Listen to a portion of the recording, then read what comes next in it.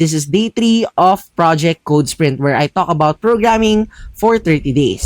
The word struggle, ito yung word na parati kong nakikita kapag nagko-comment sila sa live ko. Ewan ko ba mga estudyante ngayon, kadalasan mga sinasabi nila sa akin parati, nahirapan daw sila mag-program. Bakit nga ba nahirapan ang mga students ngayon sa pagpo-program? I can name 2 things and the second one will actually shock you. Marami kasi gustong gumawa ng isang website nang hindi naman nila alam ang fundamentals. Mahirap kasing gumagawa tayo ng project tapos hindi naman natin alam yung mga basics, yung foundation kumbaga. Ang sinasabi ko dito is yung paggamit ng mga loops, conditions, and different functions and yung mga different data types. Kaya kapag meron na silang na-encounter na error, hindi na nila alam ang gagawin nila. At ang pangalawa, ang paggamit ng AI. Masyado nang madali kumuha ng mga sagot ngayon, lalo na sa internet.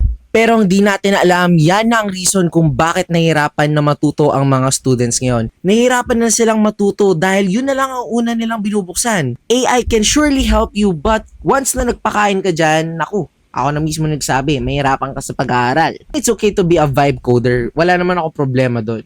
Pero you shouldn't forget kung ano ang core fundamentals kung bakit tayo nagpo-program. Ito lang ang paalala ko sa inyo as an IT professional and galing rin ako dyan sa struggles na nararanasan nyo. Struggle means you're growing and every time na meron kang error na encounter at na-fix mo ito, it means that you're improving. Congratulations, you have progress. It's okay to fail because failing means that you're learning because that's how real programmers are built. Hey, if you love these types of content, make sure to hit that like and follow for more. Nakalimutan ko yata sabihin kanina that